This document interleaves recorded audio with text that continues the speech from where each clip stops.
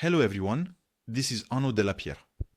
Today, I invite you to discover how the underground economy really works on an international scale. We will look into all the illegal transactions, counterfeit networks, and the trafficking of banned goods that operate under the radar. My goal is to provide you with a clear overview so that you can understand the mechanisms and the stakes involved. Get ready for stimulating content, as these secret transactions represent a complex field made of clandestine deals, economic pressure, and unofficial laws.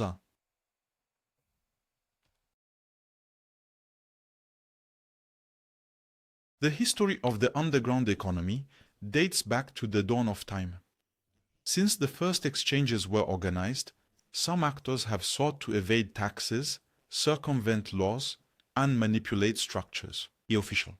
From prohibition to the black market during major conflicts, this parallel system has always managed to reinvent itself. By following the evolution of these clandestine networks, we see the emergence of a spiderweb-like operation woven between mafias, criminal networks, and unscrupulous businessmen.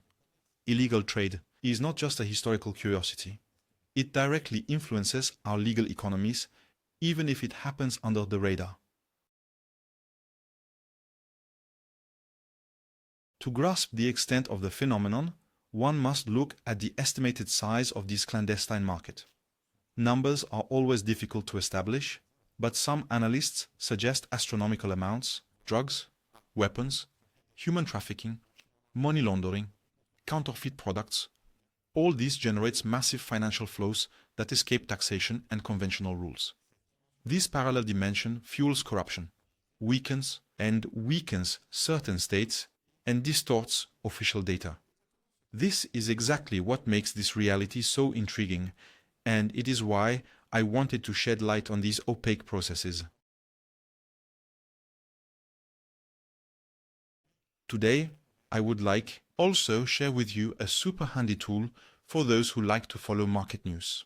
The Notrade app, available on iOS and Android, is completely free and offers you very precise trading signals. You receive alerts to spot opportunities while benefiting from detailed trend tracking. Thanks to its intuitive interface, even beginners can easily find their way. If you're looking to boost decision-making, Notrade can become a valuable ally. I'll put the link in the description. Feel free to check it out. The huge amounts at stake favor corruption and the influence of certain networks on political bodies. Bribes, fraud, and banking manipulations fuel an entire parallel machine, dangerous for the stability of our institutions. Sometimes we see political leaders being tempted by these easy gains, where multinationals turn a blind eye to these questionable practices to gain access to certain markets. In this context, the line between legal and illegal becomes blurred. When existing laws can no longer control these traffics, the underground economy ends up eroding the very functioning of the official economy. Monetary flows are distributed through complex channels where it is sometimes very difficult to distinguish the origin of dirty money. Tax havens often serve as hubs to conceal movements, while banks and unscrupulous entities turn a blind eye to these transactions. With the rise of digital technology, there is also an increase in illegal cyber activities, ransomware, phishing, online scams, etc., etc. So many practices that yield big profits and feed the underground economy. To curb these behaviors, governments are trying to adopt stricter laws and strengthen international cooperation, but the underground network remains well established. In this rather discrete sphere, the law of supply and demand also plays an undeniable role. When the merchandise is forbidden or difficult to find, prices skyrocket, attracting even more actors drawn to these quick profits. Intermediate producers and resellers share the pie while protecting themselves from authorities and competitors. Buyers, on their side, often seek rarity or exclusivity, even if it means crossing the line to obtain what they need.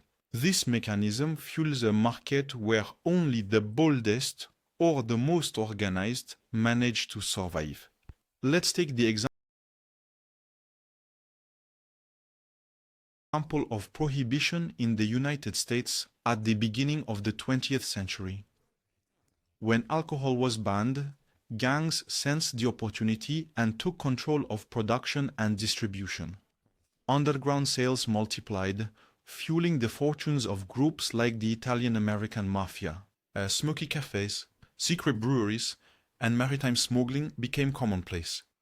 This case illustrates well that a legal restriction can create a hidden market, and that a repressive policy is not always enough to stop the illegal trade.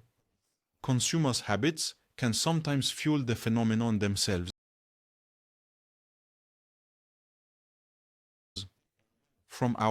Nowadays, an increasing part of these exchanges is done via the dark web and cryptocurrencies, thanks to a decentralized and often anonymous system, or pseudo-anonymous.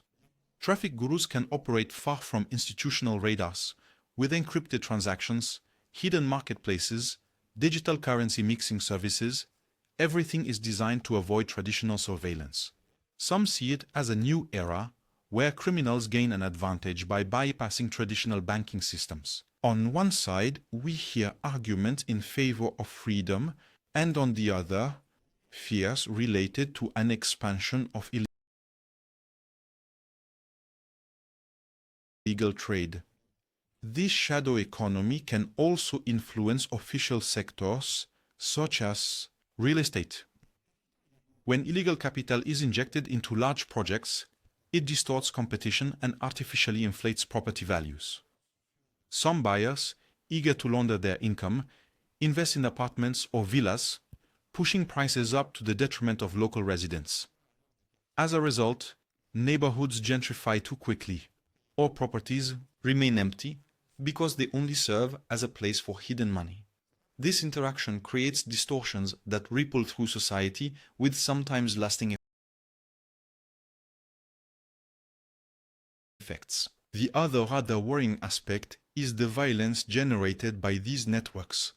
When a trade becomes very lucrative, cartels and organized groups do not hesitate to impose their rule by force. Certain territories, particularly in Latin America, find themselves under the control of local barons who ensure, total control of the production and distribution of drugs. They use intimidation to keep their market share, sometimes even bribing the police, the justice system. It is a vicious circle that stirs fear, drives away investors, and blocks any legitimate economic development, to the great distress of the population suffering from these turbulences. To try to curb this phenomenon, some nations are opting for the controlled legalization of previously banned products.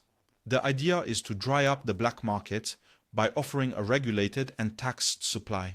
Take the example of cannabis in several countries.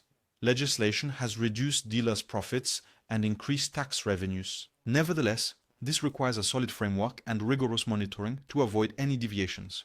Other states prefer the repressive approach by increasing controls, sanctions, and police cooperation. However, if demand remains strong, traffickers always find a way to bypass institutional barriers. This underground economy is not just a matter of gangsters in black suits. It constantly reinvents itself. Cartels use homemade submarines to transport drugs, hackers who pirate exchanges of cryptocurrencies, manufacturers who develop almost undetectable counterfeit medications. The list is long. Each time a loophole is discovered, it immediately attracts those who want to exploit it. Opposite, the authorities are trying to equip themselves with more sophisticated tools, digital surveillance, drones, algorithms to detect anomalies, but this race is endless, as innovation also feeds fraud and illegal maneuvers. It goes hand in hand. As citizens, we sometimes unknowingly participate in this hidden economy. When we buy a counterfeit product online or use an undeclared service, we fuel this invisible circuit. To raise the bar, everyone can start by getting informed, supporting businesses, transparent companies, and report questionable practices. Content like this video helps you see things more clearly. And if you appreciate this approach, consider subscribing to the channel and liking the video. Your support motivates me to continue dissecting these often delicate topics. To conclude our discussion on the underground economy, let us note that it is both an ancient phenomenon and constantly changing. It draws its dynamism from existing demand, the vulnerability of certain states, and the evolution of the technologies. This system exploits legal loopholes and benefits from an audience willing to break the rules if the lure of profit is strong enough. Although it seems distant, this reality affects us all. I want to say, yes, indirectly. Understanding these mechanisms is already giving yourself the chance to better decipher current events and their stakes. Thank you for listening, take care, and see you very soon.